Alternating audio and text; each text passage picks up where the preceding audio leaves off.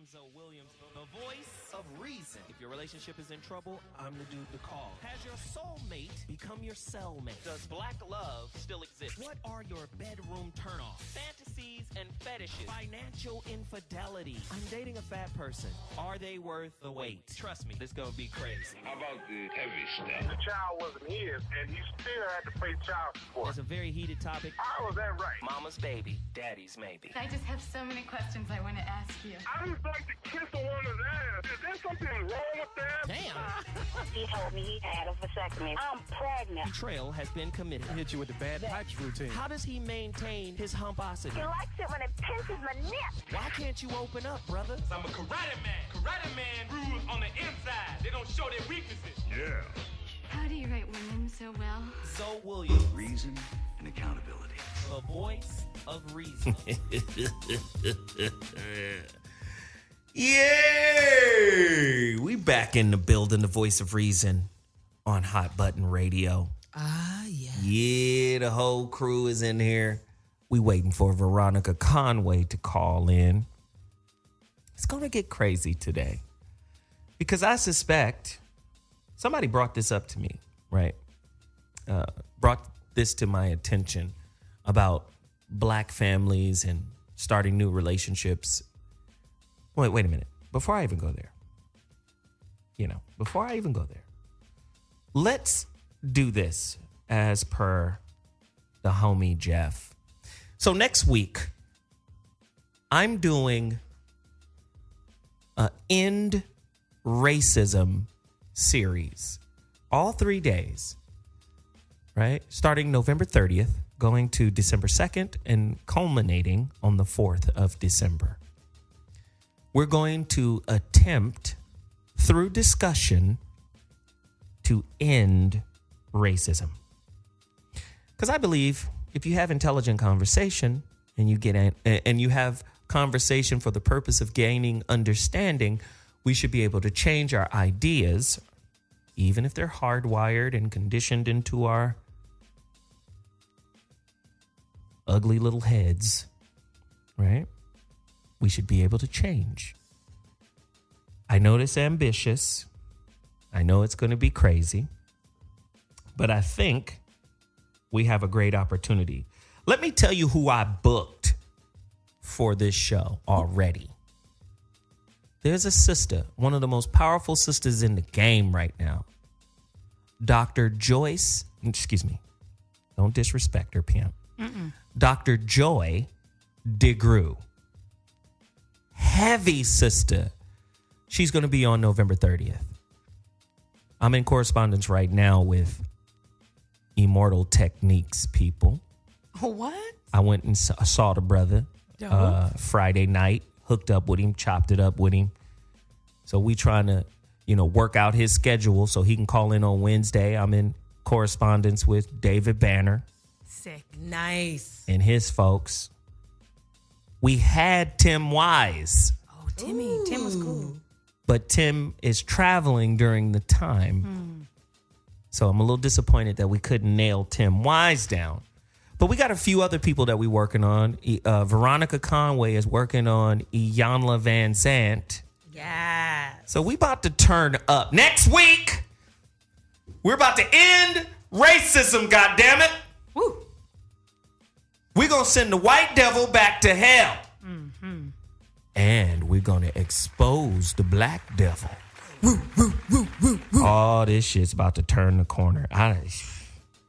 What's that old bullshit ass saying, jump the shark? I don't know. Yeah, that, I don't know. sir. Yeah, you I old just- as hell. Maybe Just I made up hold some on shit. to that one. Yeah. Throw that one away. It's fine. I tend to make up shit, with I like it. no basis and shit, Jump the broom or the shark or somebody said hop over a shark. I don't know what the fuck. We're going to try. If you're feeling froggy leap. Yes. There it is. We're literally going to try to end racism Monday, Wednesday, and Friday of next week. And I mean, it's going to be an interesting thing because y'all know how I get down. I'm going to ask difficult questions and I'm going to have a difficult conversation because I believe it needs to be had. And I believe the PC approach needs to be thrown out the window. Like, we got to be on some real shit. Like, can you imagine if we could Yeah. Can you imagine if we could eradicate racism? Who would black people blame their problems on? If we got racism out the way, we couldn't say, well, the white man, this is a white man's world. I'm just a squirrel trying to get a nut in that bitch. Right? We couldn't do that. Right? Who we gonna blame if racism gets eradicated? Ugh, yikes. And if racism is eradicated, where will the white man's self-importance go? His sense of entitlement. Get your bitch ass out of here. Racism is gone, punk.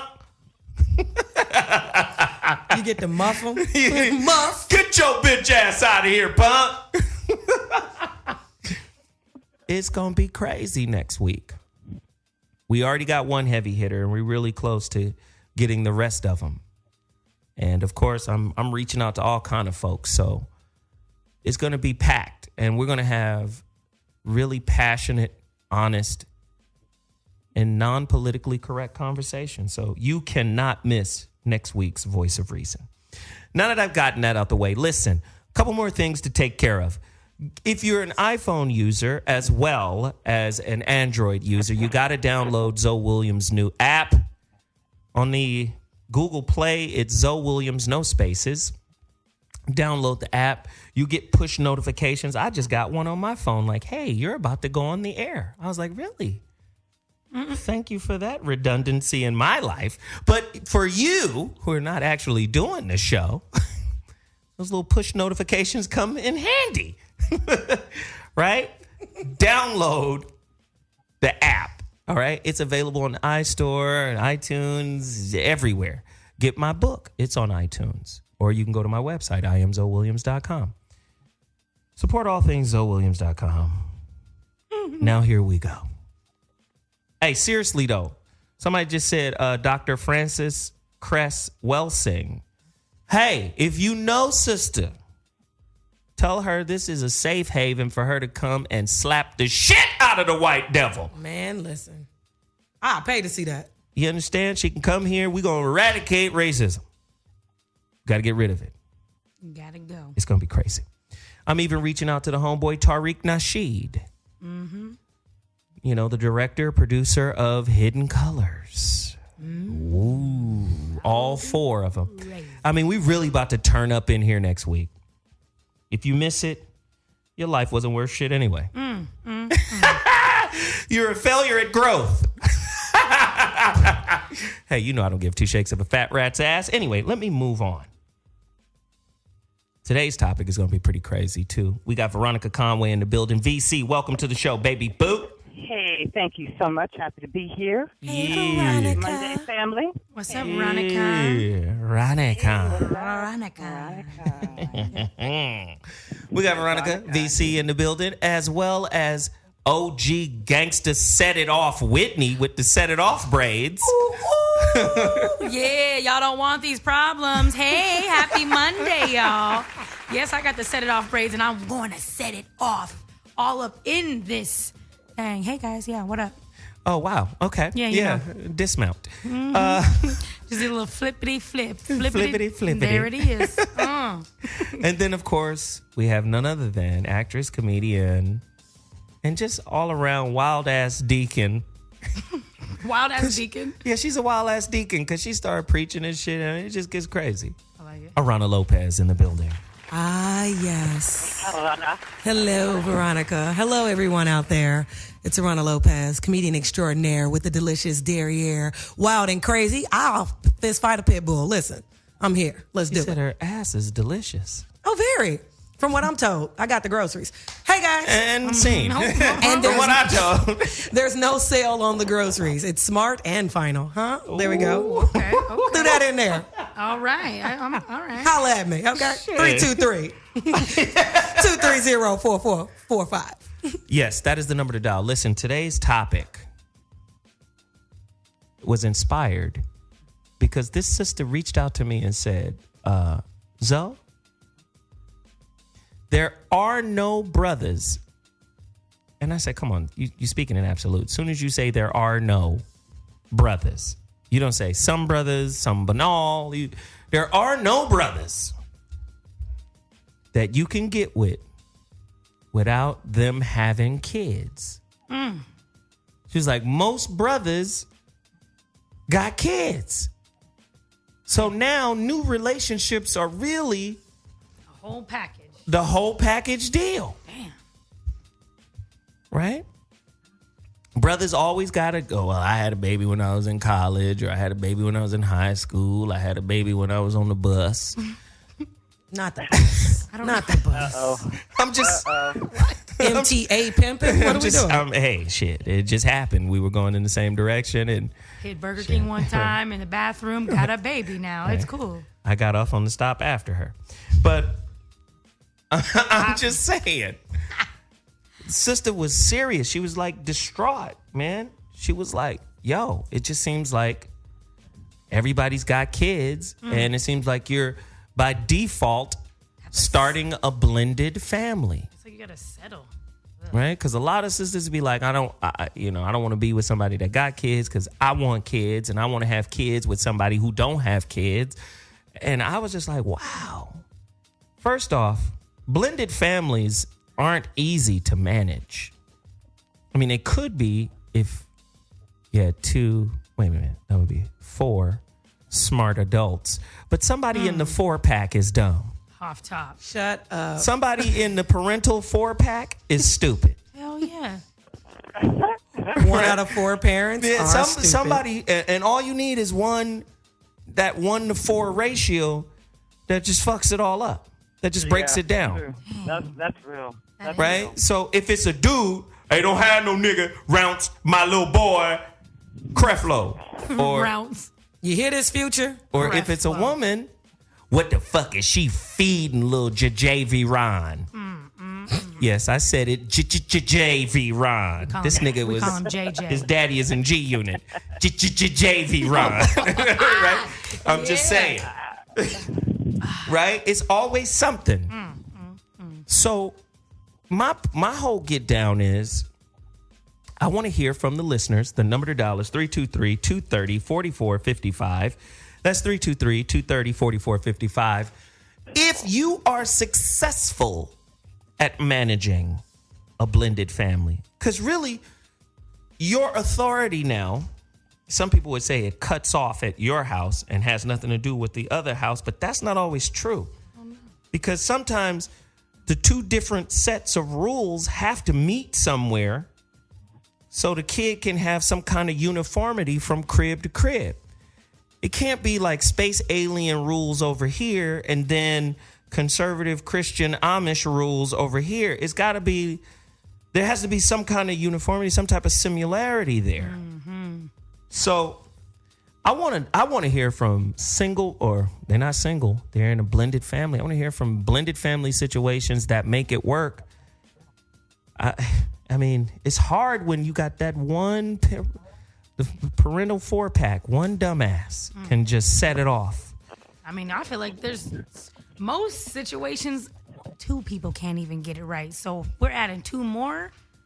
I know. I have a girlfriend of mine. She's now trying to figure out her blended situation with her baby's dad. He's a vegan, talking about, I'm not letting this baby eat chicken, and she's like, she be eating chicken all day over here. Like, how do you even do that? Man, that's crazy. That's crazy.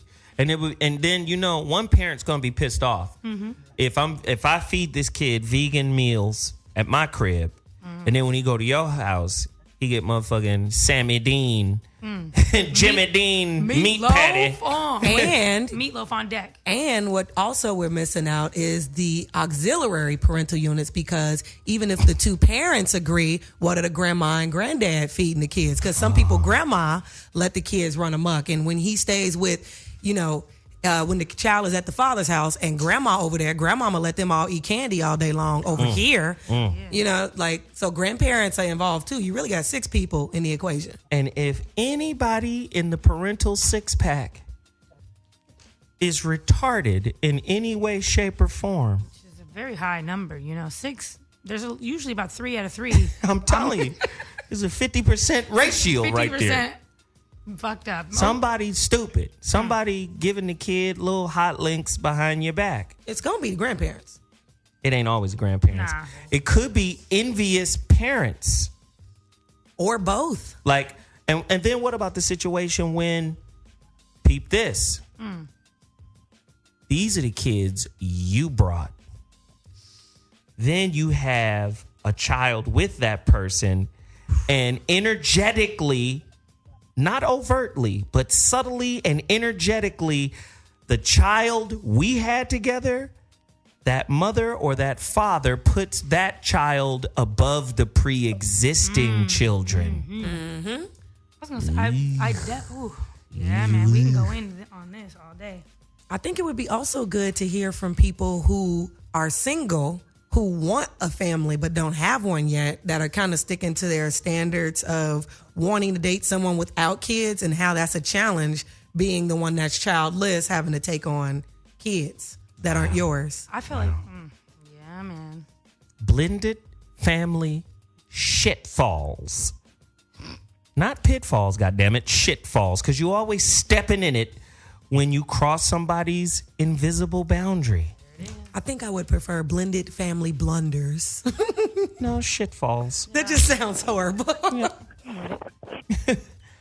Veronica, Yeah. why is it so difficult for blended families, for everybody to get on the same page? Why all the parents got different playbooks for the kids? Well, here's how I see it. And I hope you guys can hear me. I've been having such weird headset issues. It's crazy. Okay, I got you. But can you hear me? Okay. I can hear you great. Okay, great. So I think that one of the most important decisions that you can make before you lay down with somebody is to understand. I don't know how you figured this out exactly. I didn't figure it out in time. Whether they're parenting for themselves or parenting for the child. Ooh, VC. But you got to go deeper. Fuck that. You don't stop there. What do you mean parenting for themselves? What does that look like? How does that feel? Give us an example of somebody parenting for themselves. Well, when people parent for themselves, they're parenting egoically. They're not parenting for the needs of the child. They're parenting to get because they're curing loneliness. They're parenting because they want somebody to take care of them in their old age. They're parenting because they want to have authority and they want to have control over another human being's life. And so the way it ends up looking in relationship is they don't negotiate. So if you break up, they don't negotiate things that are on behalf of the child. Because if people are actually, in other words, and I've talked about this before. I oftentimes, if two people need to work something out, I put all needs up on the board, right? Kids' needs, parents' needs, like what's needed, and let's design a plan that goes with that, all those needs. It includes all the needs. And a sane person can do that, but they have to be parenting.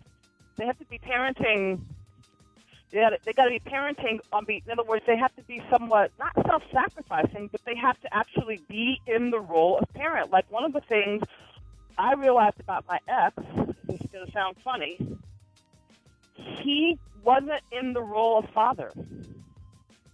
Like, there's a role that fathers have and do in terms of how they impact their kids, how they take care of their kids. He wasn't actually in the role of father because he wasn't in it to parent the kids. He was in it for his own needs and his own agenda. So that's the first thing, is that when we pick boys and girls, I don't know how you figure that out, like how egoic they are, but when it comes to having a baby with somebody, if they can't see beyond their immediate needs, their wants, their preferences, their desires, their scarcity, whatever it is, then it's horrible to co-parent with them because they don't know how to see anything beyond themselves. That's real. That is real. What about the issue of a stepfather not being allowed to discipline his stepson? There's mamas out there that be like, that ain't your son, don't put your hands on. But maybe he need to get bombed on in the chest. Or you have I definitely feel that.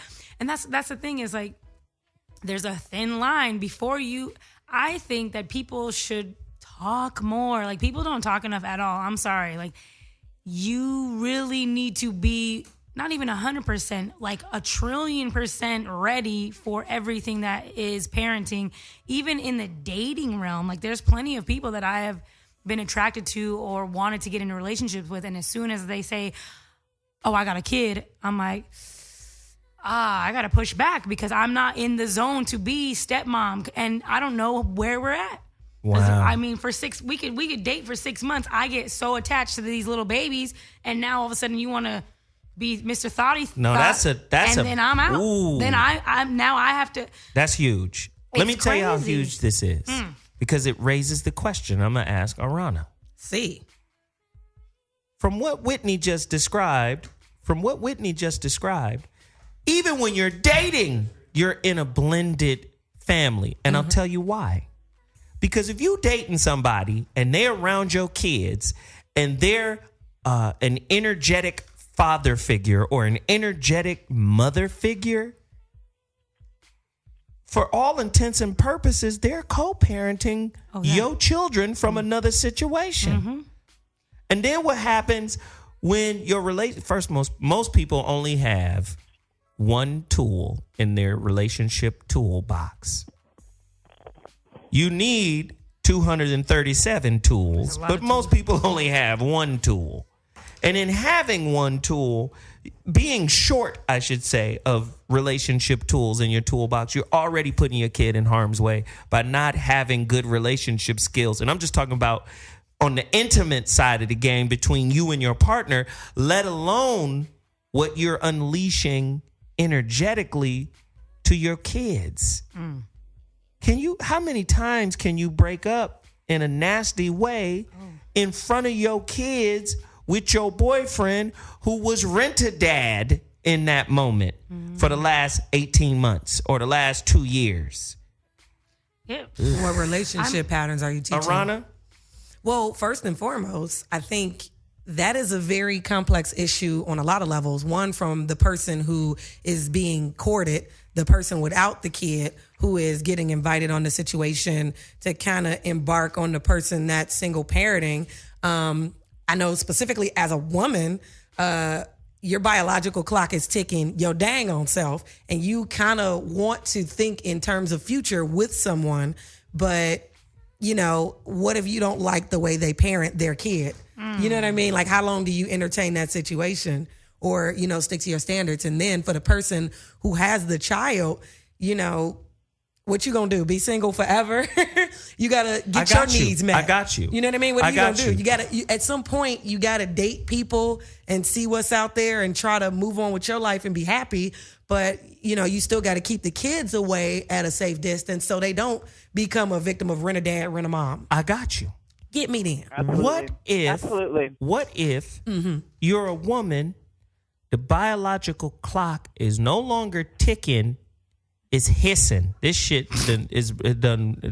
broke a spring. It's just seeping sand. Snooze button gone. Right? Snooze button gone. What if you take on a potentially toxic situation, a potentially unhealthy situation where, damn, I want a family so bad. This dude got kids. I feel like I could be of service to these kids, but I'm willing to take the L in also being his woman/mama. You setting yourself up for disaster is what you're doing. But that shit happens. Oh, it happens all the time, but that's what you're doing because you can't come in and save a situation, on your own without professional help. You can't just be the savior. She's trying to be the savior, but of course. If she's not really saving them, who is she saving? Herself. She's just coming in and fulfill. She ain't even saving herself. She's just trying to fulfill herself with something that looks like something she wants.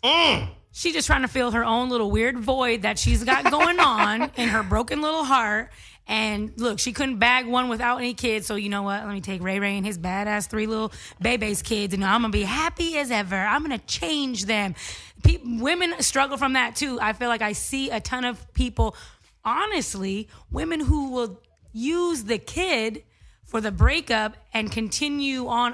I literally have friends who have kept the relationship with the child after the breakup just to try to kind of keep the romance going with the person who had the kid who don't want to be with him. That's weird. Tell them to get weird. their life. Hey, guys. Call us at 323-230-4445 if you want to talk about blended families. Get in on this conversation and this topic because we brewing it up. It's about to get hotter. Well, you know what's and hotter. crazy though? I was saying is earlier, you know, the caller set it up to where it's hard for women to date because everybody has kids. My thing is I look at blended families and have to appreciate them because I myself am from a blended family. My father and my stepmom, if you would, she's my mom. She married my dad when I was 3. You know, my dad had 3 kids by himself, and my mom took that on. My mom actually later on couldn't even have children, so it kind of was a blessing that she was blessed with these kids who love and respect her like their actual mother, and she couldn't have kids on her own. I think what's interesting about the situation that you grew up in, it was first established between your stepmom and your father, the love relationship. And because that was a healthy relationship, she was able to step in, co-parent, and you guys had that situation. Mm-hmm. But a lot of people approach it backwards. They approach it from either a selfish standpoint of, I just want this person, skip the kids, or I just want to be a mommy daddy figure. So this ain't really working, but I'm going to make it work. I think setting your standards, like Veronica talked about at the beginning, is the most important thing. For example, there was a guy I was dating who got, got a chick knocked up at 23 or whatever. He became a father at 23.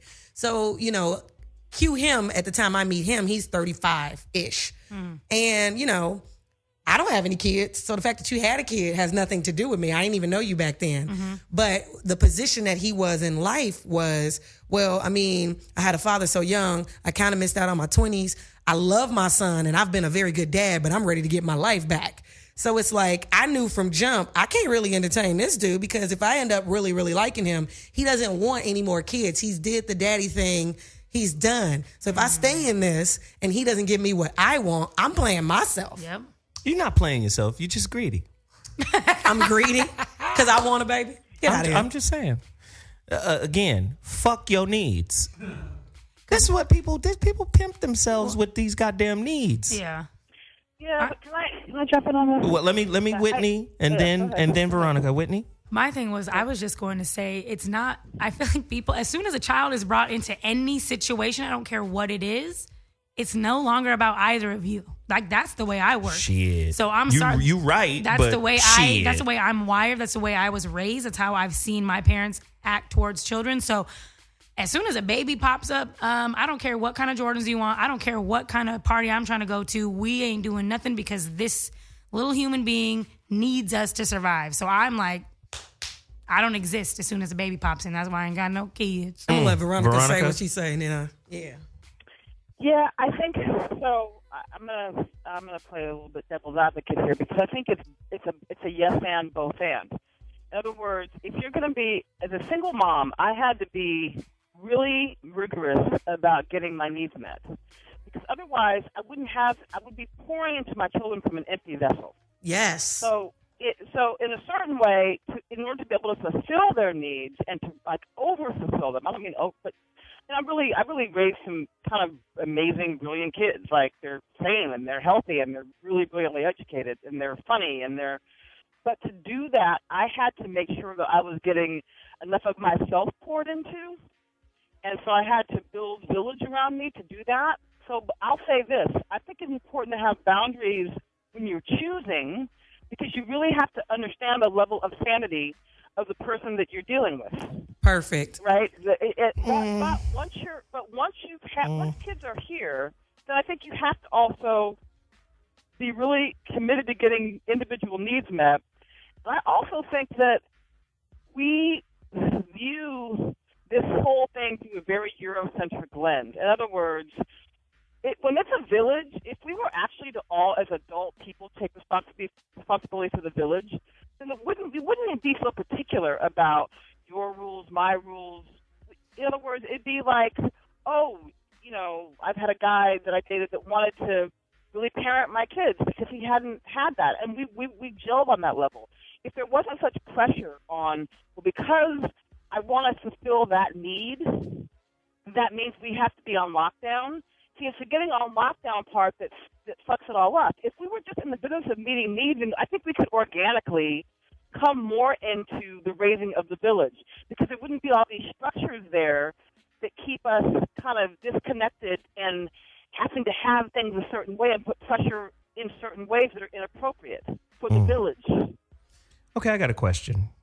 Because you guys annoy me with these politically correct answers. Who has a higher rank? A good stepmother or an underachieving biological mama?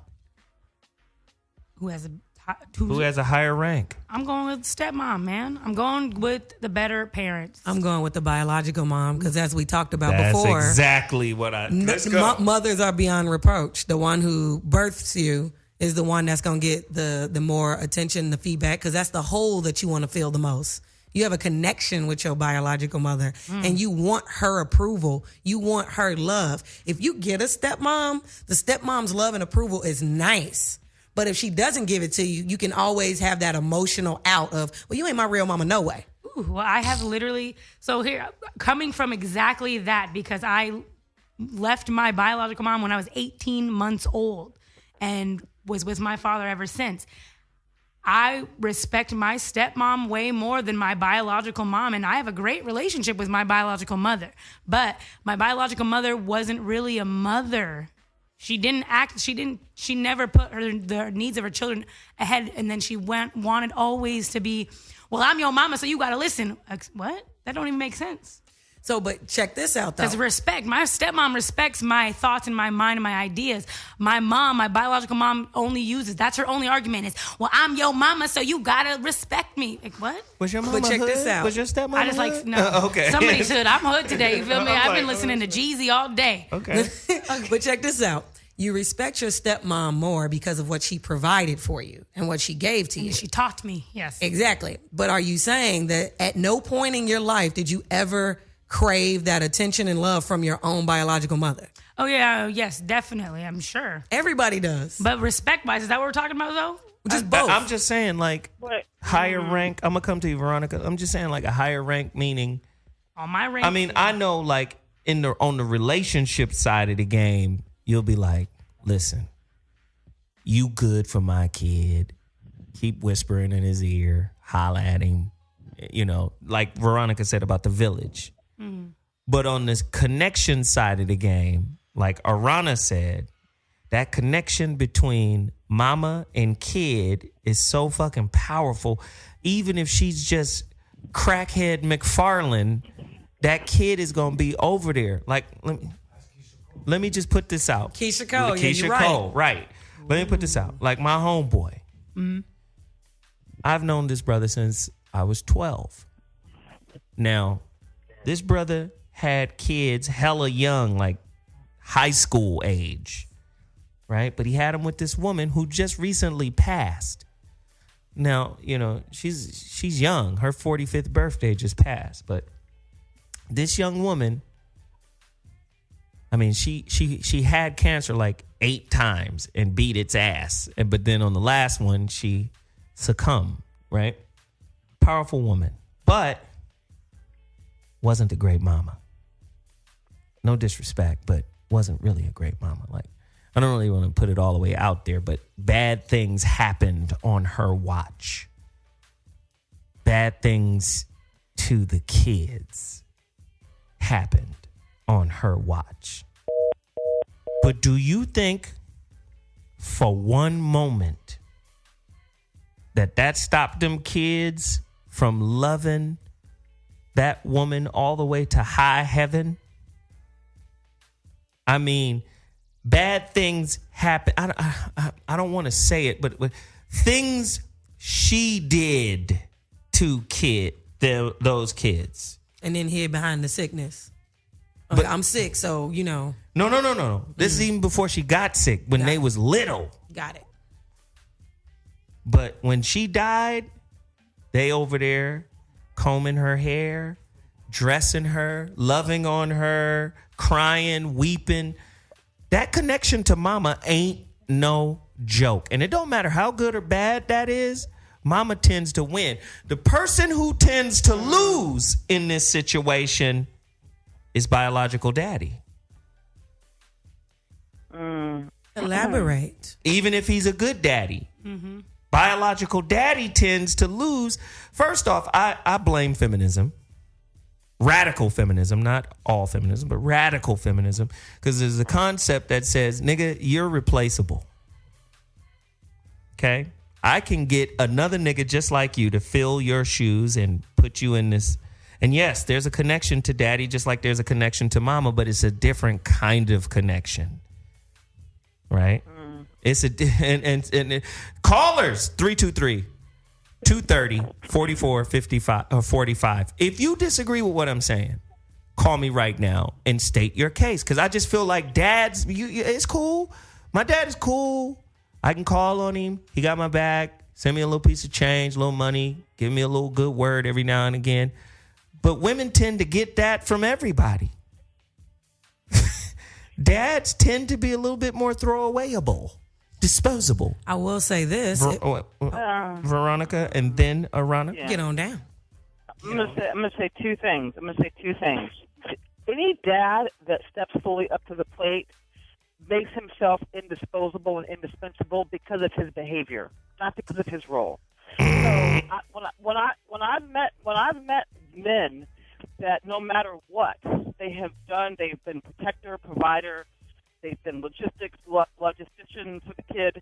Whenever I've met a man that does that, there's no woman on earth that can stop him from doing that. So at some point, we have to understand that if one person is placing more energy into the role of raising the children, they're going to tend to have more respect accrue to them just because people know it's a heavy lift. I agree. Right? But I agree. When I have met dads that are stepping all the way up, there's nothing on earth that prevents anybody that's watching from giving that dad their props. That's the first thing. Veronica, I agree. Okay, go ahead. I agree but disagree, and I'll tell you why. I see great dads getting all types of monkey dung laid on their shoulders. I see them get shitted on, and they're quality dudes. They go above and beyond. Yeah, they putting in the work. Are they doing the work? Yes. Yes. Remember, I said it's $2 million per year per child. No, it's more than yes. They're doing the work both financially, energetically, spiritually, the whole 9 yards. Here's the deal. Y'all both right, because here's like what Zoe is saying. There's a lot of guys who are stepping up to the plate who are good fathers who get, shitted on or whatever, which is absolutely true. But Veronica is right in the sense of they really have to go well, far, and over beyond in order to get that respect. Case in point, I got a friend who sued the mama for full custody. And the stuff that he had to go through because he was the dad was ridiculous because everything is geared toward the moms, like Zoe is saying. But he was relentless about it, sued the crap out of her, and that child has no relationship and no contact with his mother and hasn't in 10 years. Wow. Is he doing well? Oh, yeah, he's doing great. He's a lawyer now. Because that process made him want to really learn the law because nothing was going to stop him from being with his son. The woman was trifling, et cetera, et cetera. But the great length of what he had to go through just to get that, it was ridiculous. But it can be done, like Veronica said. That's all I'm saying, pimp. It's just the struggle is too great for them. It's difficult because understand that no matter what, raising children in this day and age is fraught with difficulty. It's one of the most challenging jobs you'll ever have, and so whoever's doing the heavy lifting is, I think, going to get more. Because I think that black fathers have a brand problem in this country because they're perceived as getting up and leaving the situation. Right, with a branding problem. So I think if black men want to shift that, they're going to have to shift that. I want to say one thing about biological part of motherhood. I was given up for adoption, so I met my biological mother when I was 18 years old. So I have when I was 18 years old, my stepmother and I were having an argument, And she said, well, I didn't. I said, well, you shouldn't have had me. And she said, I didn't have you. I'm not your biological mother. I found my biological mother. And so I have a relationship with both. And I will say this about the connection to the biological mother. It depends. And I think and one of the things that I learned from being in that experience with a Black Panther father, a white stepmother, and a Black militant biological mother, and having to figure out how to reconcile all those parties together so that there could be sanity on behalf of my children, is that in a certain sense, there's no rule book for it. In other words, you have to reinvent and rewrite new rules that actually fit the situation. Right? In other words, instead of being all attached to what it's supposed to look like, it's like saying, well, this is what it does look like.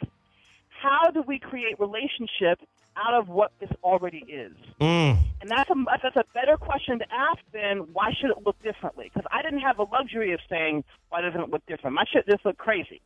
But there I worked it it out, and everything is in equilibrium today because I took the time to work it out. Okay. Well, listen, we've got phone callers. They're on the line. Let's get active. The number to dial again, if you want to participate, you better do it now.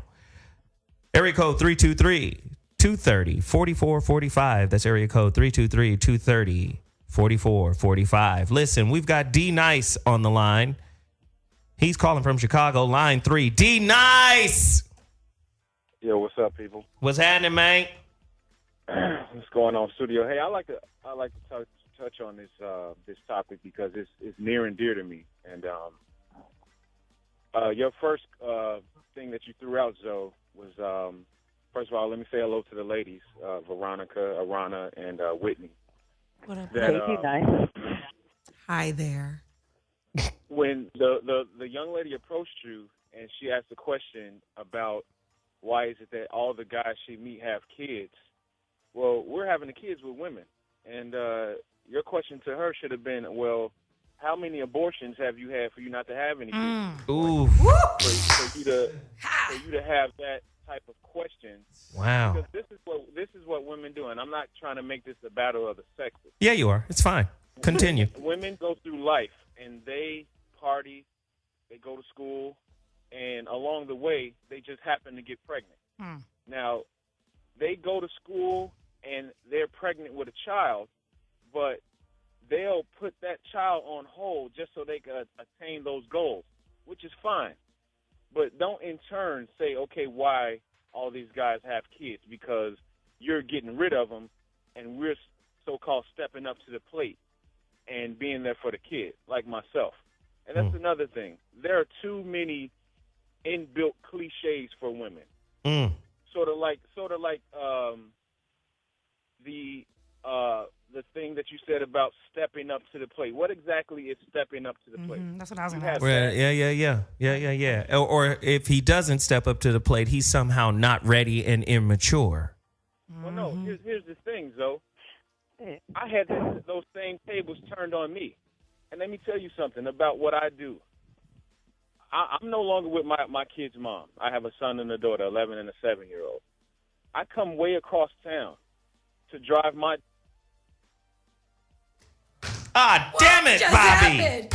I was so into this story, man. D Nice, you got to call us back, man. We lost you, brother. You got to call us back. The number to dial is 323-230-4445. Please call us back, 323-230-4445. Yo, he's a good storyteller. That's the number to dial. Listen, I'm going to take a quick break, but I urge you to get to your phone lines right now. We're going to take a quick break, and we'll come back. Blended families. Get your family out of that Robex blender. We'll be back in 2.2 seconds. I'll holla. This nigga said Robex blender. Ooh, blended families. Blended up. Listen, if you blended in with somebody's family, are you still on the hook for the $2 million it requires to raise the kid? I'm not in Or is that money still on whichever parent that got ousted from the relationship, the breakup? Yeah, that's still on Is the that parent. still on the parent? Yeah. It's not your baby. But wait a minute, you co-parenting now. You pick up some parenting responsibility. If y'all got married, then yes. If y'all are just in the dating phase, you're not obligated. It's so a wait nice. a minute. You're not obligated. So wait a minute. If they get married, the stepdad is now on the hook for some of that bread. Stepdad or stepmom. So if the stepdad or stepmom is on the hook for some of that bread, does that take the hook out of the biological parent? No.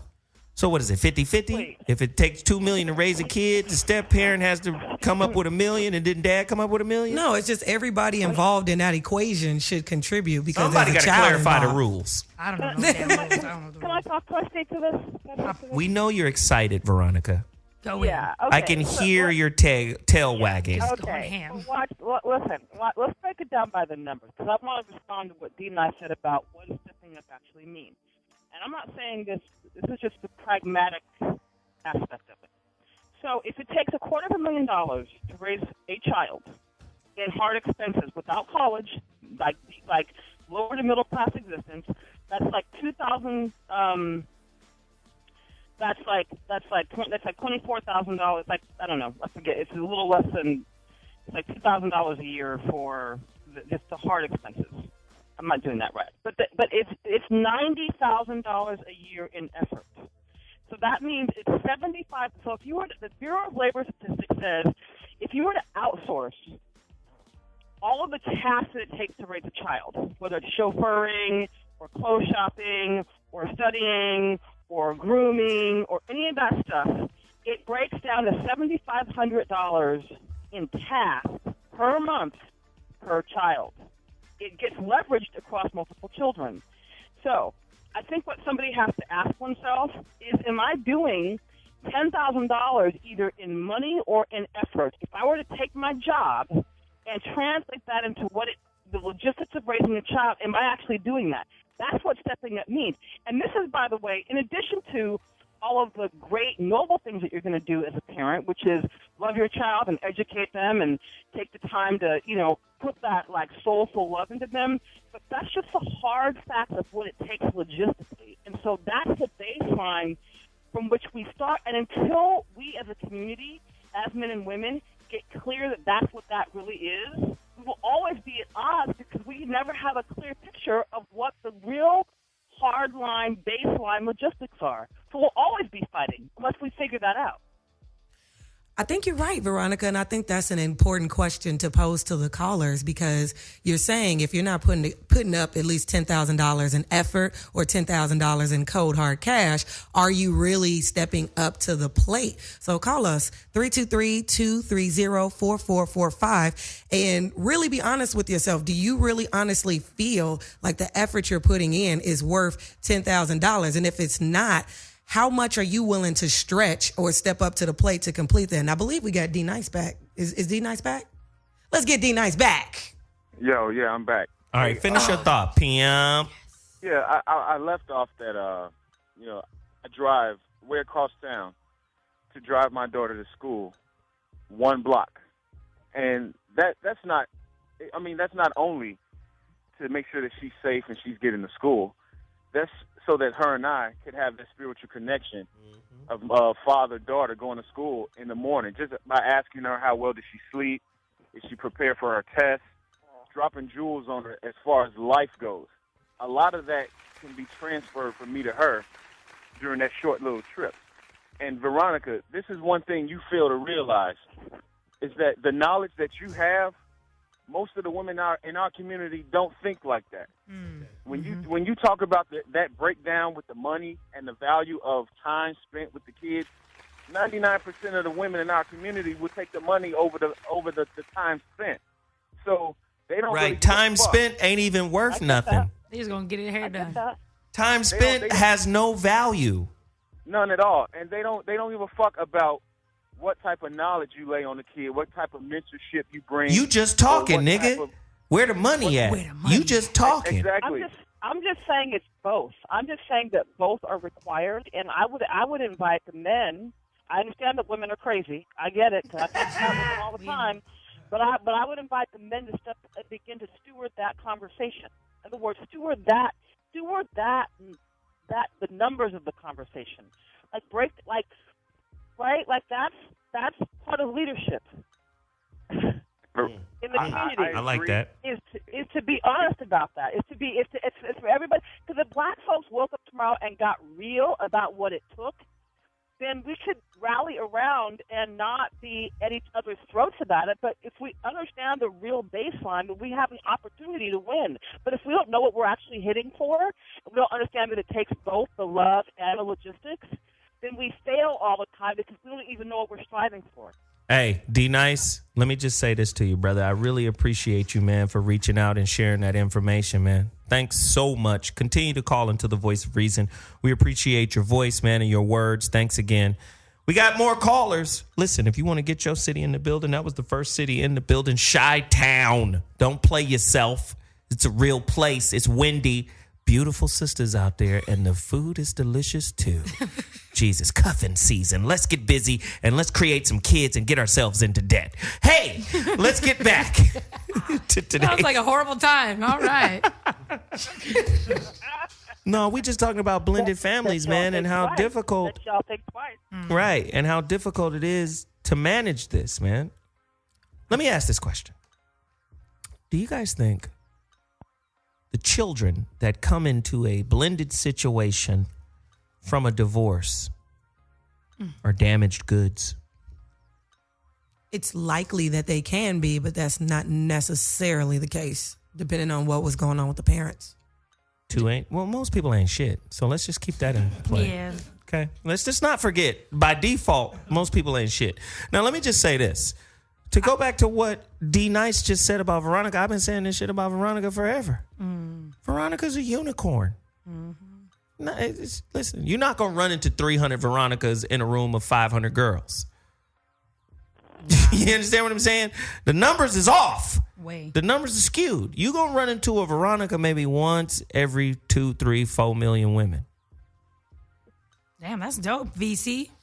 So I'm just, Shit, killing the game. I'm just saying in terms of the energetics, the thought process, the intellect, the articulation, the whole fucking package. You're going to see that maybe once every 4, 5 million girls. Yep. Every 1 or 6 states across the country. Shit, I mean, We only got 3 of them in the United States. This is you might rare. need to go to Madagascar and help raise some lemurs, and then, oh shit, who are you? Yeah, I'm just saying. But I think what Veronica is saying is very valid, though, because here's what's real.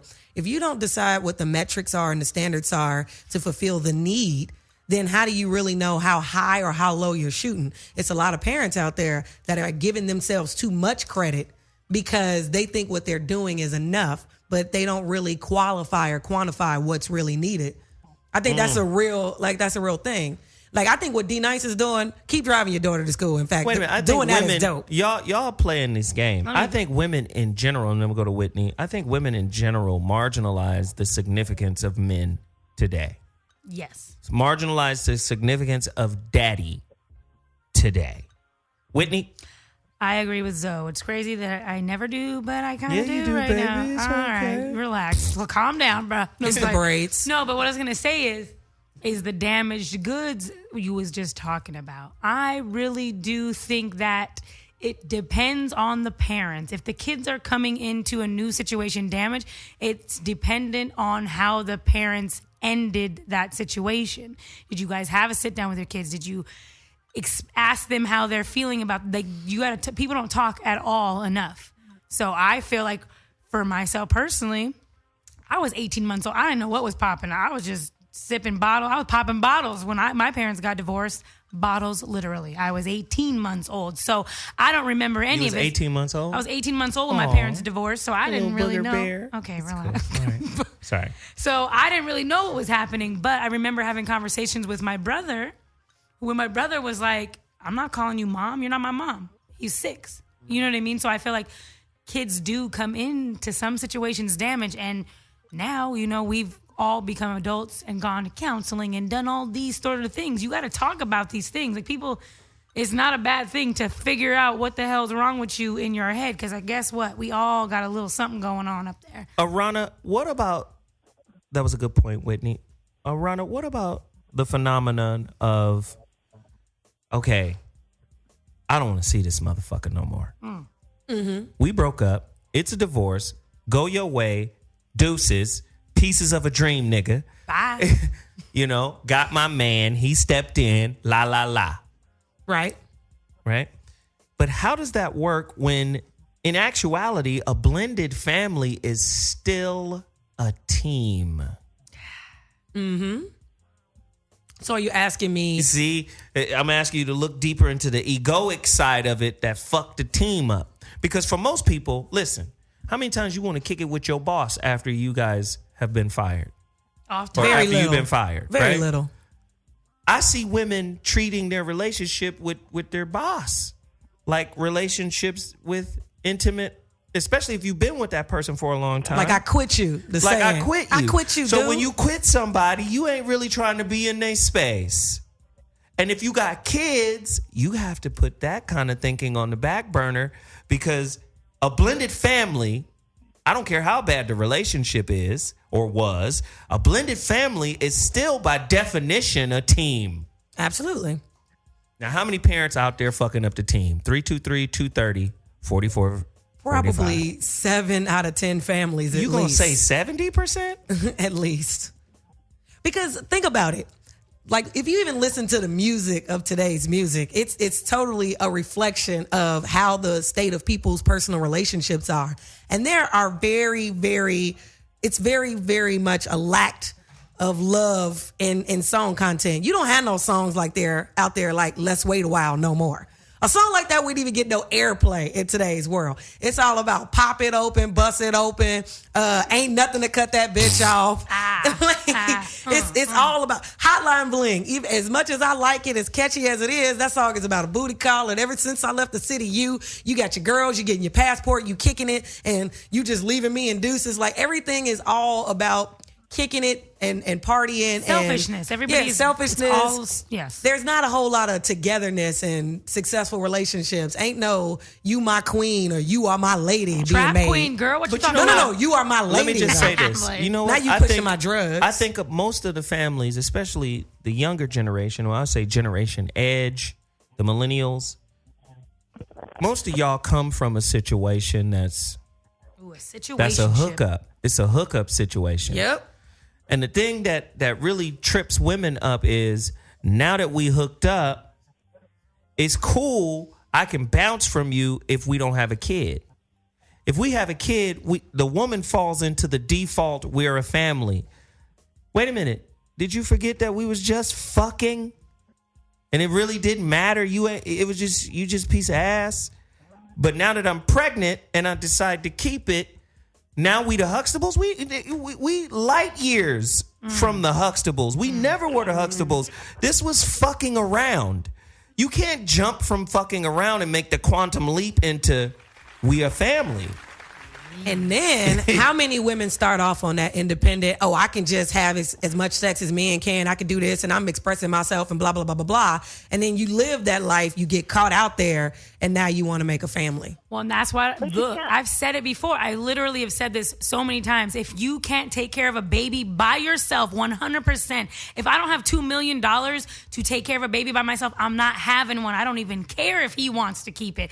If I can't have it by myself and take care of it alone, because he might get hit by a bus tomorrow. That's things that women don't think about. If you can't do it by yourself, don't do it. Because we all came in by ourselves. We all going to leave by ourselves. So I can't bank on anybody else So but listen, me. we got to get back to our callers. We're neglecting them. They're waiting. Treat them like Let's some step let's kids. treat them right. We just going to step kid them? No, we can't step kid the damn callers. No. All right, we love They're y'all. the lifeblood of the show. Let's give them their just due.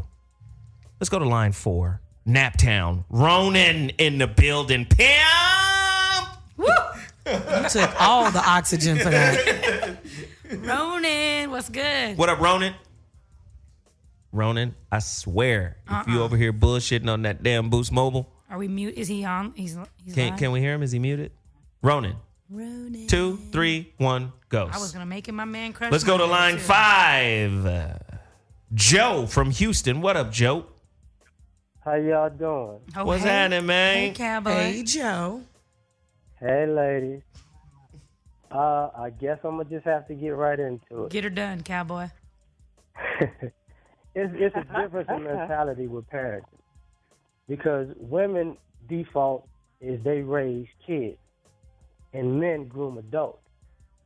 So we always talk about when kids are younger and younger and younger, and people seem to forget when you got two people who is the kid when they're grown fucking with? It's usually the other parent.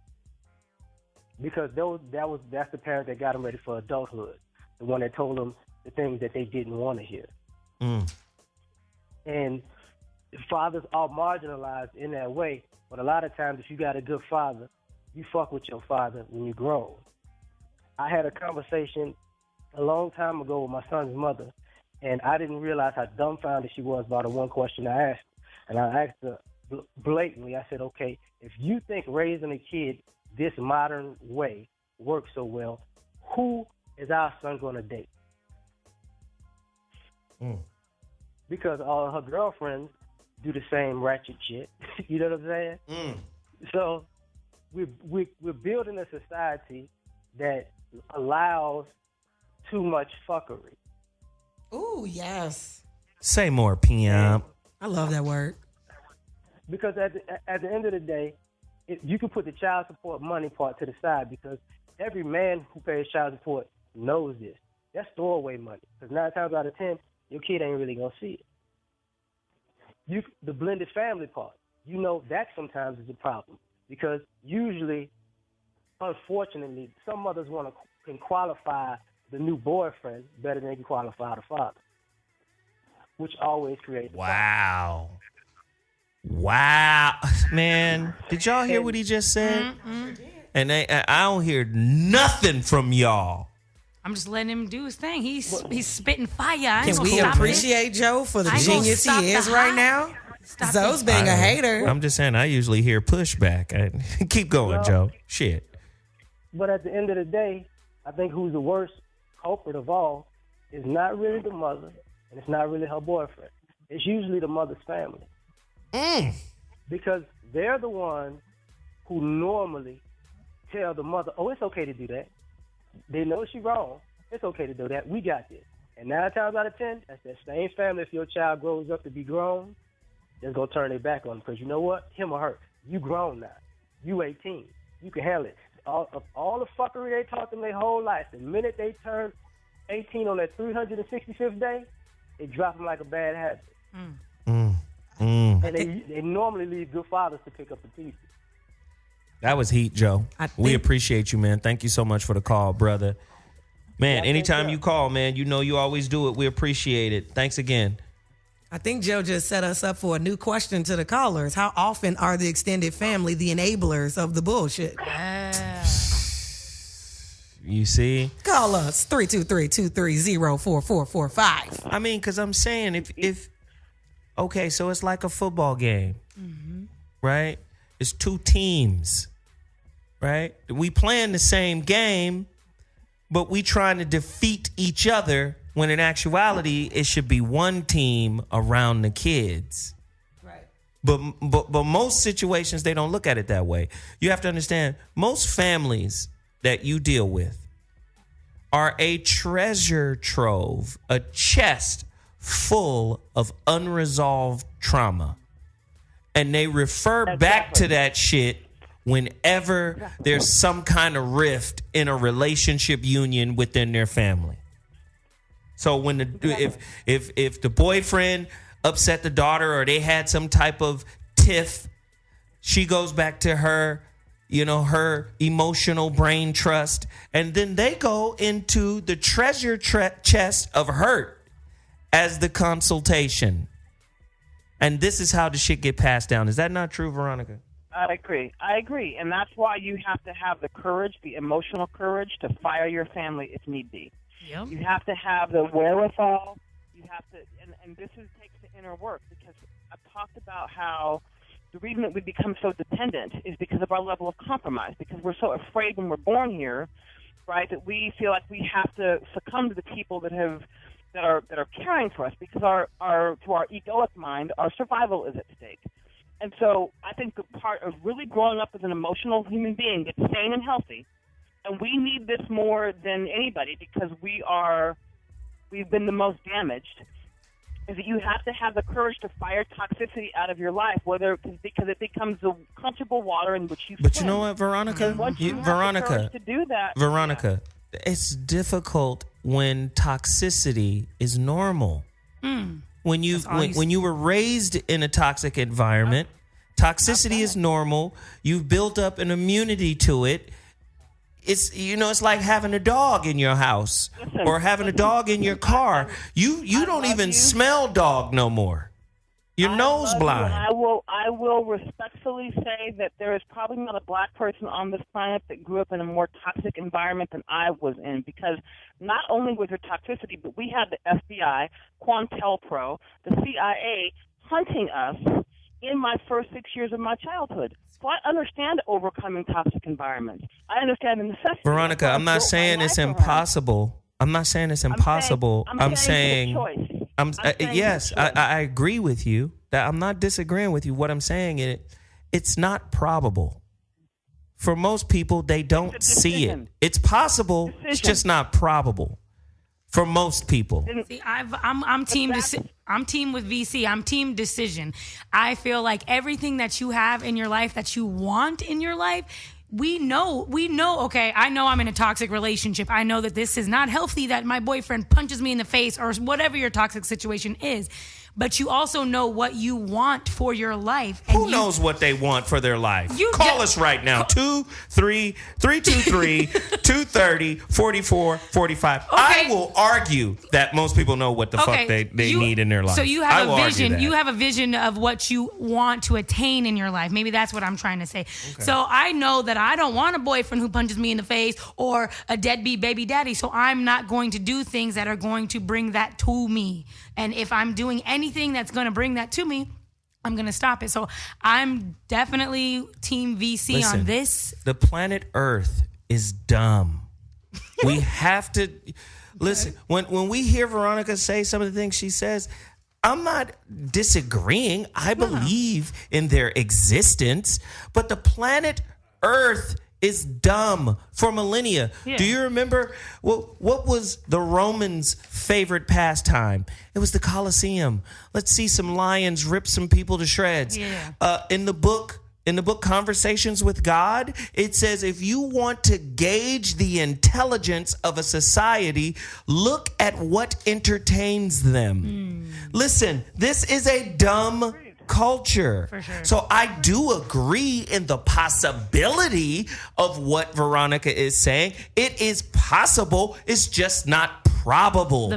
This is why most people don't experience it. Isn't that why we have a show, is to let the callers observe something that is inner and maybe isn't that the point of being in that? That's why I do the work that I do, is to actually take what I've learned and to share it with the black community. So sometimes you have to just take those that are willing. You're not trying to fix everybody, and those that aren't willing, get the fuck away from them. That's your responsibility. Is to, whenever I have gotten in toxic situations, I have figured out a way. It's not been easy to get up and get the fuck out. Yep. Listen, it's not healthy for Linus to keep his blanket. No. But he does. God damn it. I think what we're coming against is talking about free will and awareness. Yes, we all have the free will to change something if we don't like it. The problem is some people don't use that free will or exercise that free will because they believe, whether right or wrong, what they're going through is normal. If we want to use the domestic violence example, if she was raised around domestic violence where she think a man don't love you unless he hits you. That's her normal. That's her normal. But don't come to me and complain about your normal because you don't like it and you don't want it anymore. You can get up and walk away from it. Just because that's your normal. Just because that's your normal doesn't mean you have to keep it. Hey, this is Hot Monkey Lover. We gotta get Hot Monkey Lover? Is that your Hot that's Monkey your rap Lover. name? His Alzheimer's is kicking in. We found it. Listen, Hot Monkey Lover. Was that your DJ name? Yeah. Yes. Back in the day? Yes, when I was hairy all over. Yeah. Ayo. Anyway, did you wear hammer pants too? I did. I have big balls. They need to breathe. Okay. So here we go. We have callers. A lot of them. Ooh. Let's get them in here so they can speak on this. Yeah, let's hear it. I'm going to line 3, which is in Georgia. I'ma say this. Oh, he gonna say Speak on it. Hey, what's going on, everybody? This I'ma say. What's poppin'? Hey, Slurp Daddy. Aarona. Hey, what's going on, VC? Miss Tabor. Zo, what's happening, big bro? All right. Hey, this I'ma say for Aarona. Zoe, there was a Zoe show that you had, and it was he was on the show with the guy that played on the Urkel show. I can't remember the name of it. I didn't watch it too much. Oh, yeah. Darius but the McCray. other guy was dealing with a custody type situation, and he was heated about it because, he was one of the ones that was doing all the right things, for his kids, and he was fighting for his kids. And VC, I'm with you all the way, and I've said before, you Veronica, you are nothing like what us regular human beings have seen in a woman. Nothing. So you need to get that in your head, and I understand what you're trying to do, and we need that, but you ain't regular at all. You're like a turquoise elephant. You're about the only one that I have, and you can't gauge what I'm saying on just me because you're the only one, though. It's probably 156 of you in the whole world. And that's 156. That's a stretch. I mean, as far as how you think, but for those of us, get back on the dude, man. And my heart went out to him. But Zoe, I'm with you 100%. I listen to what you're saying, and I promise I'm not gonna say it as well as you would. But I'm gonna say this: for the individual, let's say our children's mothers who are combative and confrontational. For you to have to battle about your damn child, you ain't fit to fucking spit on. You ain't even fit to have any kind of conversation with. Why would I engage in a competition, a contest about my fucking child? Excuse me, our child. Say that. Hallelujah. Our child. But Veronica, you got these filthy, stinking, ass-minded females. It's a different thing between a female and a woman. There is such thing as a bitch and a hoe and a slut and a bitch again and a broad. They're not women. Veronica, that is woman thinking that what you're talking about. These hoes ain't women. These bitches ain't fit to spit on, especially when you will dig your feet in the dirt, gird up your loins and you're strict to battle about your damn child. I'm going to say this. She ain't fit to live. So stop having sex with them. Thank you. That's what I was about to say. No, VC, here it is. And the ones I'm talking about, I promise you, they have degrees. They're intelligent. They're wonderful as far as managing money and things like that. But when it comes to the interpersonal dealings, because of the toxicity that they were raised in, it saturates their whole cognitive capability of being a level-headed individual, Veronica. These people, these lemurs are not fit to be even walking around. They really need to be confined.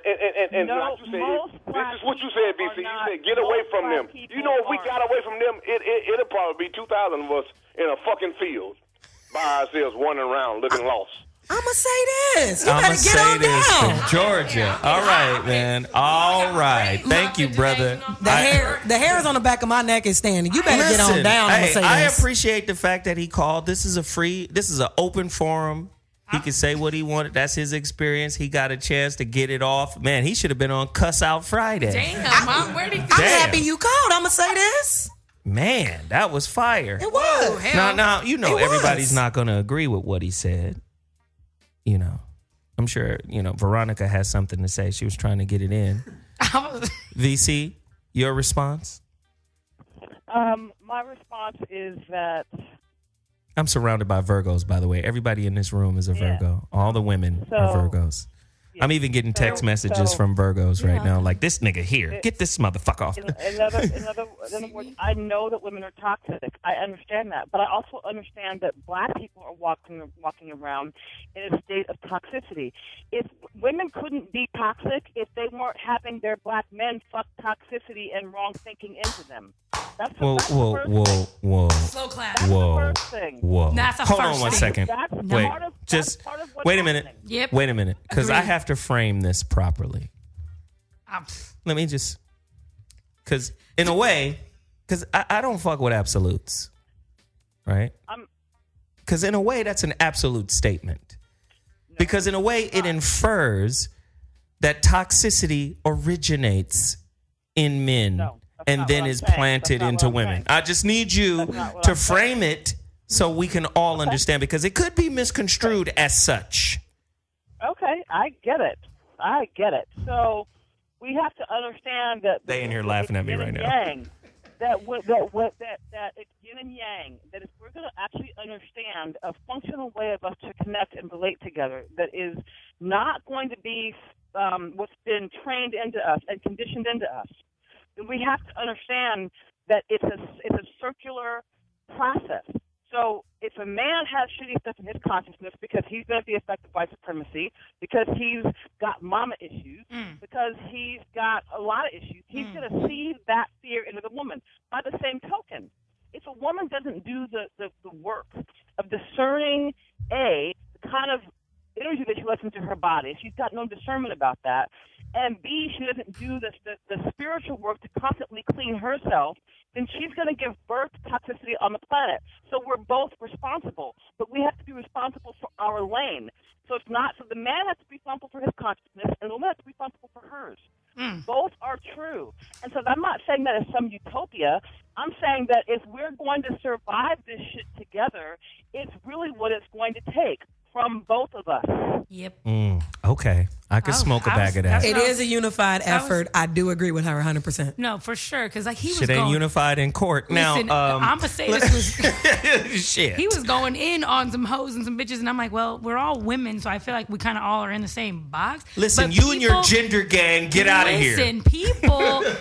Men and women, y'all have to pick better people to have babies with. It's not a game out here. You're sharing DNA with people, bro. It's not like you're, can I get a piece of gum? It's not that, it's that easy, but it isn't that easy. DNA so can too. I just be 1,000 with it? I ain't gonna lie, I'm about to blood test. The next fool that I'm like serious about, we need to blood test each other to make sure that our DNA even is gonna do good together. Because if we come up with some weirdo little mean little alien babies, I ain't with it, bruh. See, but I do agree that we should pick better people, but the first step is we should be better people. Sometimes the problem is in the picking process, you want everything, but you are not that yourself. You're trying to get something that you aren't already. In order to attract what you really want, in order to attract and get the things that you really want, the baby mama or the wife or the father, the son, or whoever that you really want, you have to be an example of that. Because if you are bullshit, you're going to get the bullshit bitch. Boom. Do not get the bullshit bitch and be mad and you got the bullshit bitch. And vice versa. But you know that you're not all the way together. And then when you get the bullshit, don't be mad at everybody else because you picked them. Boom. Okay, so listen. Y'all not letting me get to my callers. We talked about this early. We did. I know I create content that brings about passion and fervor. Ew. I don't even know what that means, but I know. All I'm saying is these callers deserve their chance to strike down the evil heathens they've experienced in their lives. Callers, get on down. The number to dial is 323-230-4445. If you want to bring your city into the building and participate in today's conversation. And now it's spiraled into many different directions. But if you're just tuning in, what we're talking about is a very important conversation. It's about blended families. And that sister who came at me was like, yo, every dude I meet already got kids. So if I'm serious about this dude, I got to be serious about being a stepmama. I said, okay, stepmama, let's go into the blended family and give her tips on how to be in a blended family. One of the tips for being in a blended family is you can't force yourself as a step parent onto somebody else's kids. Nope. You got to have a real laid back, unpretentious kind of just chilling kind of relationship. Now, if something between you and that child happens organically, then you good. But then you good. But if you trying to be like, well, I'm the new sheriff in town type energy, it's gonna go bad, right? Women trying to be overly motherly to daughters, not cool. You know, stepdads trying to be, let me take you out and we gonna box and then I'm gonna get your hair cut and then, no. This is what I've learned, because I've mentored a lot of kids. When I was actually a mentor at this inner city school called Fauché. Fauché. Right? On Exposition, right in the hood. This school was surrounded by 75 different gangs. Damn. Right? I didn't even know there was that many gangs. And I had mothers coming to me saying, dude, all day in this man's life, the only time this kid has daddy energy is when he's at school with you. That's what's up. And several of them was like, listen, if need be, you need to take him behind the bungalow and put hands on him, please. He needs discipline. So all I'm saying is this blended family thing ain't no joke. Mm-hmm. If you get involved, just please understand you're a part of a team that is designed for the well-being of that child. Now, most people ain't in, especially in the dating construct, most people ain't in no relationship to make sure that the woman they dating's kid is all right. They do that because the woman is giving them sex. Oh, shit, I got to go pick up Javion because I'm hitting this piece of ass. And I don't want to be on the outs with the ass. So let me get in the whip and drive over to Hood High and pick up, this little Crip nigga. Am I bullshitting? I don't know who you talking to. I'm just saying. There's a lot of dudes there's a lot of people that's just going along to get along. Yeah. Am I bullshitting? I'm with it. Let's get to line 4. We got Mike from D.C. What up, Mike? Mike. Hey, what's up, Pam? What's happening, Pam? What's up, Mike? Hey, what's up, man? What's happening, Pam? Another brilliant topic, though. Another brilliant topic. But I wanted to go back to something you said earlier when you said, like, how some relationships get started from, like, a pheromone attraction and it's just physical and they accidentally make a baby or conceive a child. Like, my question to that is, say, like, if a guy is doing that with a woman and, like, he don't have money, he's kind of like deadbeat, he ain't shit, and she ain't shit too, so they fucking around to make a baby. So what if the guy, like, becomes humble enough to be like, well, you know what, I made a mistake, I don't really want to have this baby, and he kind of asks her to abort it, or, you know what I'm saying? If she keeps the baby knowing that he ain't shit, is she held accountable for? That's a question. You back in your archives, ain't you? Yeah. What's happening? Yeah, he is. No, I'm not. Hey, Veronica says yes. Veronica says yes. Let me just do this because this is big. This is big. The question is heavy. This dude messing around with a woman, and they just messing around. They're just messing around. This dude gets the girl pregnant, goes to her and say, listen, you know the circumstance and situation of what we were doing. It ain't serious. It was plaything. We not ready for no family. We not family material. We was just hookup material. We should not bring this child into this world unprepared financially, unprepared parentally, emotionally. We not ready for this. This ain't real. And you know our relationship wasn't really deep anyway. You should have an abortion and really save this precious gift for somebody that deserves it. Right. Well, here's the big problem. And he said if she keeps that, 100% her fault. That's 100% her. I'm sorry. Can I just be 100? Well, everybody's going to get a chance to answer. Veronica, let me call on you, babe. That's crazy. Yeah. Whitney is team 100%. I'm sorry.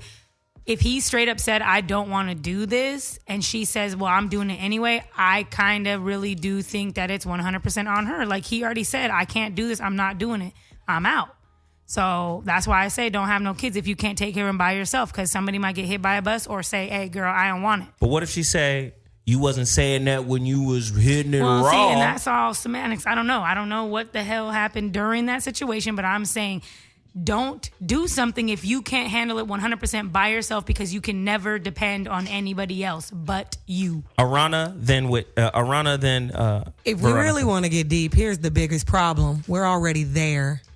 People who were born in 1991 and 1992 are the results of the largest population of single parenthood. Wow.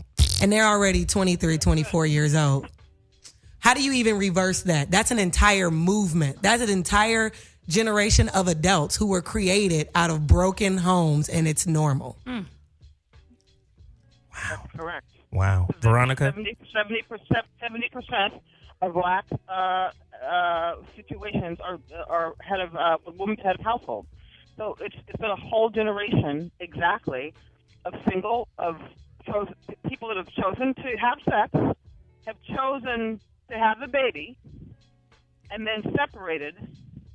And if we don't think that here's the thing, I'm not attached to the legal implications of things, but what I am attached to is the community implication of things. In other words, if we were saner about me, mine, my kid, my this, my me, or not mine, if we were saner and we said it was the village, then we would take, just like Jews take responsibility for the village. They're clannish, they take responsibility for the village. So it's not me and ours and me and mine, it's ours. And since we're acting that way anyway, but what we're not doing is we're not choosing to get along about it. We're not choosing to understand what it requires. We're not choosing to understand what it takes to raise a child. So without that very important knowledge, we have no business fucking until we can get clear about what fucking actually means and the implications of it, which we all learned in biology. Until we can get clear about the larger implications and the community implications of it, we should stop fucking. And I love fucking. But too. We have to grow up. As a community and say, this is the baseline of what it takes. So we should and create. we will come together as a community and decide to be responsible for that. So we should create one of those online campaigns. As a matter of fact, a sister has already done it. She did my show a few years ago. No wedding, no womb. That's what she started. The no wedding, no womb campaign. What is this? It's basically saying if we not building families, if we're going to get together, if we're not building families, then you don't get no yoni. I like it. No wedding, no womb. Unless we're building communities. I'm saying unless we're building communities. I don't care, because a nuclear family is a myth. That's some June Cleaver shit. That's not real in the black community. But what we haven't done is taken that additional step to decide to raise villages, because we are adopted to a Eurocentric value system that says you're my property or you're not my property, right? Or the kid's my property, and we have got to take the lens off of that and say, no, this is our community, because we're acting that way anyway without the advantage of designing it. I totally understand where you're coming from, Veronica, and I agree with that. The only question I have to that, and I guess I would pose the same question to the callers, is if that is absolutely true, that the nuclear family is a myth and it's the societal standards that we place on everything, then why is the phenomenon of single parenthood so run amok? Listen. Everybody's a side chick and a side dude, and everybody's in a blended family. Mm-hmm. That's what it is. That's what it is today. That's it. If we just break down your statistic, Oprah been preaching that for years. 70% of African American women are single parents. Blah, blah, blah. Everybody's a side chick. Everybody's a side dude, and everybody's in a blended family. And at the end of the day, if you want to have community, you're going to have to upgrade the blended family model. Exactly. The way the blended family model is going down now, that ain't really my kid. So this nigga will get the Fordins while my kid gets the Jordans. The Fordins. Right. I remember those. I'm just saying. Listen, we got callers. Exactly. Let's get these fools in here now. They ready to speak on it. Let's go to line 4. Ronan, Naptown. Time to chime. Get at me. He's back. He might be back. Ronan, this is the last time I'm going to call on you, Pam. The lines are completely full. Are you serious, Ronan? All right, Ronan, we got to let you go. Some good stuff. All right, let's go to Chicago, line 5. Nego. What'd you call me? Ronan. Is that Ronan? Oh, there you go. All right, Ronan. Try to do a little. You made it back, pimp. You made it back. Third time. He pulled a Houdini. The paranormal phone call. Okay. All right, pimp. What's happening? No, I was listening to the discussion, and I heard the part about people saying, why aren't there any genuine families anymore? Because the plan isn't there for it. I mean, as a guy who's single, who doesn't have kids, you go out there looking for candidates, but then you see not just how they raise their children, or basically how they conduct themselves. And some relationships, they're cool for the time being, but if you bring a child into it, not only are you going to sit there and spread dysfunction, but you're going to be epitome of complete fuck-ups. So that's why I was like, I kind of like really vet potential individuals out there, because look, I have my respective flaws and everything, but then when you have someone who's either above reproach or their nonsense is reinforced as a positive, it's very hard to even imagine creating a child in that situation. I mean, especially in today's climate. I'm so yeah. I mean, it's like the thing is, like, you have the mindset that said hoes are winning, but most don't understand that there are guys or even women who will fuck you, but very few people give a reason to fuck with you after that. And once they get past that part, to where, look, if we could just, if the only communication we have inside the bed, and that just tells you what it is right there. But if we can sit there and like have some balance and, help each other out in the ways that we're weak, then we're good. But most don't even have that mindset for legacy, because they figure, well, let me fuck my ideas, or let me fuck with this person because they look good for the time being. But until they understand that love is a verb rather than a noun, we're gonna get what we're getting. I could smoke a bag of that. Good looking, Ronan. I appreciate that, man. Thanks for calling back, brother. I appreciate it. Let's get over to L.A., line 6. Nikkei. Yeah. What up, boo thang? What's the word? Listen. Uh-oh. Here we go. Let me get ready. Hear me clearly. I don't understand how people fuck people, have babies, talk shit about them, don't want to get along. You got to put your big girl drawers on. When you was fucking this nigga, you knew what he had, what he didn't have. Now, I will say this. As ignorant as me and my ex-husband can be sometimes, the one thing that I am proud of is that my son would say, I know one thing, if stuff go down, the Incredible Hulk and Wonder Woman is coming. So that means he calls me Wonder Woman and his father's the Incredible Hulk.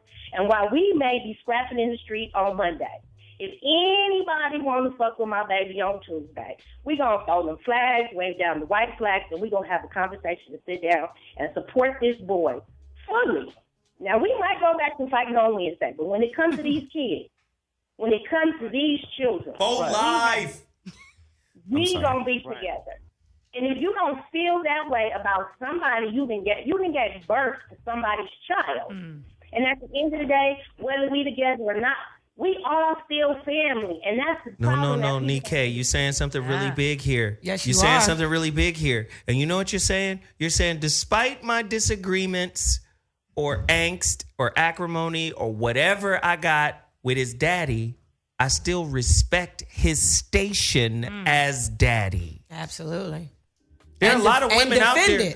There are a lot of women out there that don't respect the station. That's so crazy. But do you understand? There are a lot of women out there that don't respect the station. Now, unless a nigga puts a gun to his own kid's head or breaks in the house and steal the kids' toys and food and then escapes. I mean, because there are bad dads out there. Let me just, I'm not an advocate for all dads saying, oh, all dads are great. Right? But I'm saying, if your issue with your kid's father is more relationship based between you and him, and then you use that as the impetus to keep him and the kids away from each other, you're a bad mother. Yes, you are. You're a deadbeat mama. You're the worst type of mom. Right? You're not even allowing him to be the Incredible Hulk. See? That's good shit, Nikkei. You know, yeah. way to come in here with that West Coast indica. Get everybody high. That shit is for real. Sativa. Sativa, Nick. I love it. Who we got on the line? We got more people. Let's go to line 3. Red, Missouri. You know he about to take off. Let's go, Red. Yeah. I'm going to sit back. Let's get out of Red's way. Red got it. What's going on, everybody? Hey, all right. Red. I just kind of want to touch on this. As far as when it comes to men claiming to be the alpha and end all be all, the fact is, if you're still having problems with the mother of your children, you're not that. So you need to check your ego at the door. Yes. Yeah. My big thing is even at that point when at one point I had 5 girlfriends. A few of them had children of their own. Now, whenever a woman brings their child around me, I show that child just as much love as I show their mother. That's just the way that I am. Because when I bring my children around, I expect the same. Because if they can't love my children, care for my children, because like even to this day, my oldest son still speaks to several of my ex-girlfriend's children. They're still all friends, and I can still talk to them. So you have to develop that relationship and keep it intact, no matter what, because it doesn't matter. Each child has a relationship with that stepmom, stepdad, whatever it might be. They have their own relationship. Sometimes it takes longer to build that bond, but sometimes it can be happening really quickly. It just depends on how open you are with your relationship with that particular person. So I think that's the most important thing, and everything else will fall into place if you're doing what the fuck you're supposed to be doing as a parent. You know what? I could smoke a bag of that. I think that's cool. I don't really believe in absolutes, though. So No, I mean, I do believe that there are some alpha men that just don't get along with their woman. That don't get along with especially some baby mamas, because people are at different levels of consciousness. That's true. But at so the same time, I just believe, if you're not checking your ego when it comes to your children, yes, that's the problem. Now you that have. right there, we could smoke a bag of that. I think basically what Red is saying is you need to be mature and have social skills. Because that's basically what he outlined. How about it? He's a grown-ass man with kids. How about it? Life skills. You know what I'm saying? He's a grown-ass man with kids. Remember that class? He only deals with grown-ass women with kids. They are very mature, and they have great social skills. Do you remember the life class? The life skills class? Killed it. Alpha males do not argue with me. Alpha males don't argue with me. Beta men do. Because they are triggered because they have not resolved. Usually their mom. Wait. Hold on. Let's just wait. Because again, sometimes these accusations be wild and we fling them. And I want to make sure that we frame it correctly. Yeah. Because there are a lot of good guys out there that are good fathers that go ballistic when the mother of their children does something disrespectful. When the mother of their children actively keeps that child away from the father or actively poisons the child's mind against the father. And when the guy goes ballistic, what is he, beta? Because he went ballistic? No. Here's the thing. So let me say this and still be loved. Please. My experience with dealing with highly, highly alpha men is that they've resolved their mama issues, which means they've resolved their need for approval from women. So therefore, when they get, because if you still have mama issues, then you still have a need to prove something to women. And so when she goes into whatever state, because women go into emotional states, and I'm not justifying it. In a way you are, though. That's what it sounds like. No, I'm not. In a way. Wait, you got to hear me out. Hear me out.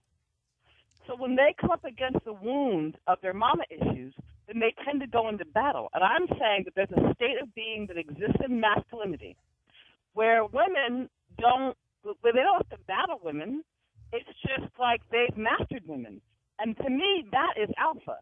And so I'm not disparaging anybody that battles with women. I'm saying that there's something to do, just like women have to do it. I have to get over my daddy issues if I'm not going to choose a man where I'm trying to get my daddy needs fulfilled instead of my man needs fulfilled. But that's what I'm saying. Men I have- want to. Men have to do the same thing. They have to get over their mommy issues to be able to relate in a whole way with women. And when they But do this is that, why. they This don't wait, tend to, wait. They don't debate with women. Veronica, this is why I want to drill down on this. Okay. Because I have to reframe it. Because wait a minute. A dude that argues with what he perceives to be a lackluster mother, a disrespectful mother, an incompetent mother of his kid, somehow has mama issues? Maybe the mama issues he has is with the mama of his child. Can we just go there? Listen, but here's the thing. It's true for both energies, both polarities. If I have daddy issues, then I'm going to seek to fulfill that wound by working out the drama with a man. If I have mama issues, I'm going to meet that wound by working out the issues with a woman. So usually when we have issues in relationships, they're unresolved daddy issues and mama issues. It's on both sides of the equation.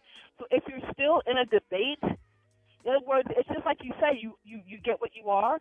So if a man is choosing women that he's got to have, I got the drama of mama issues with, he's making that choice out of his wounding. If a woman... Not absolutely. Listen, I always tell you this. That's how natural law works. But natural law is balanced too. It's balance. It's balance. There are no absolutes. These are absolute statements. There are no absolutes. There is no monolithic truth. How the law works. I'm saying how the law works. This is how natural law actually functions. And so you can either choose to engage with it and understand it or not. And it exists for both genders. It's not unique to a gender. It's how it functions here on this planet. That's how it works. All right, listen, we got a couple more callers. We got to get them. This shit is great. Oh, God, I love these kind of shows. We're going to get these callers in, goddammit. That's the key. Get her done. Line 4, K West. It's your time to chime, peon. It is the most interesting man in L.A. What's up, y'all? What's happening, K West? What's the word? West. That last caller was interesting, and it kind of goes with what I want to say, so she definitely gave me a great segue. And more importantly, hi, Miss Taylor. How you doing, Les? Hey, what up? LA, what up? I'll see you in a couple hours. Anyway, I'm gonna give a prime example. I have a 2-year-old son who'll be 3 in January, who's adorable. I love him very much. I love being a father very much. My ex and I, we broke up November 2013. I took a year from dating and everything else. And now I'm back in the scene kind of lightweight. And I started dating someone, let's say, this summer. And towards last month, my son's mom left town. And normally I would watch my son and we'd do what we have to do as co-parents. Make a long story short, this happened. I have classes on Thursday nights that I have to go to, and I allowed my friend, who I've been seeing, who also has a 3-year-old son, to watch my son because I feel very comfortable with her, and the boys get along and they have a good time and everything else. My son's mother asked could I not take him over there. Now, mind you, I have introduced her to my friend, and I have, did what I'm supposed to do as someone dating someone with kids.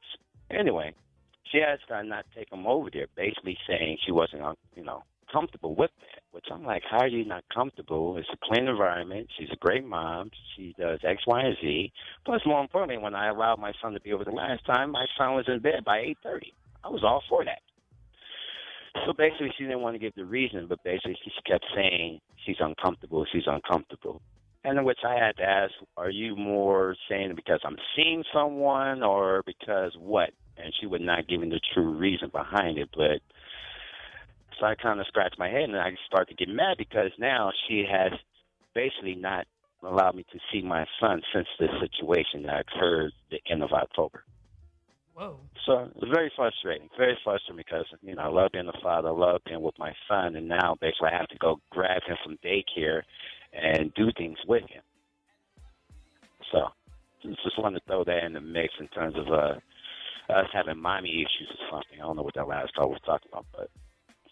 Wow. Hey, man, we appreciate you sharing. Shit. Yeah, that's crazy. That's what the platform is for, man. You got to share your information and lay it out there. And we ain't going to judge you. We might talk a little shit, but we ain't going to judge you, man. That's right. We appreciate you, K West. Thanks for calling home, boy. Anytime y'all some great people. Y'all continue to do y'all thing on that radio. Word up, man. Always. Whitney? Thanks, boo. Well, I'll see you later. Yep. Famous in the ginger lady. All right. Whitney? What's good? You had something to say? Nah.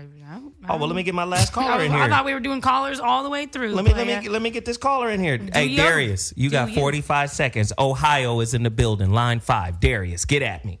Ohio. Darius? Jesus. I'm going to give you 2 seconds, Darius. 2, 3, and scene. All right, we're done. So let's do this. You know, I love these heated discussions, man. Yeah. I love it. Oh, he's here? Oh, so you had him on mute? Can you hear me? Oh, because we got him. You was almost gone. Darius, you got 45 seconds. Holla at me, man. My fault, though. I wanted to call in. Actually, I'm 27, so I'm on the young side of the game. And I'm calling in just a different way. Like, I'm single with no kids. And one of my problems I usually run into is, like, a lot of the women we deal with, which is a lot of ratchet, especially out here in Ohio, is I've been, like, a lot of women don't believe, like, how are you 27 and you don't have no kids? Like, they always think I'm lying, but I don't be lying. Like, I like to tell the truth. And it's be, like, always something.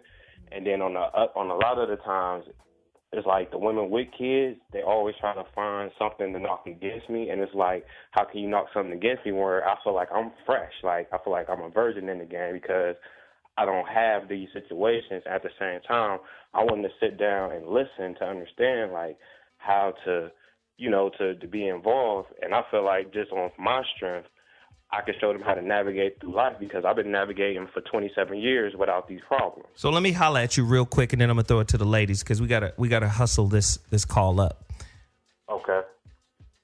Okay, it's you got responsibility, right? Reproductive responsibility. Rare. Dude. When you don't have any kids, it's the same as saying I'm debt free. It's the same as saying I don't have any debt. Now, let me just say this. Here's the tricky part. In America, some debt is good. You got to have some debt in order to get some credit. Because if you ain't got no debt, you can't get no credit. Do you see the hustle? I got to have ID to get ID. So understand this. Kids work the same way. If you have a child... Let me just say, if you have a child, you got to be ready to be able to pay off the debt you've incurred. You see what I'm saying? Like, if don't get a credit card and you ain't got a job, so don't have a kid unless you have the means to take care of them. Mm-hmm. It's the same thing. When you pay off whatever your debt is on time, your credit score goes up, you get more credit. Same thing with kids. You raise your kids, you pay off the credit, you pay off the debt, and these kids become a credit to you. You see the hustle? But if you're not ready to get into that debt credit ratio, just, fall easy, keep the condom on, reproductive responsibility. You feel me? Right.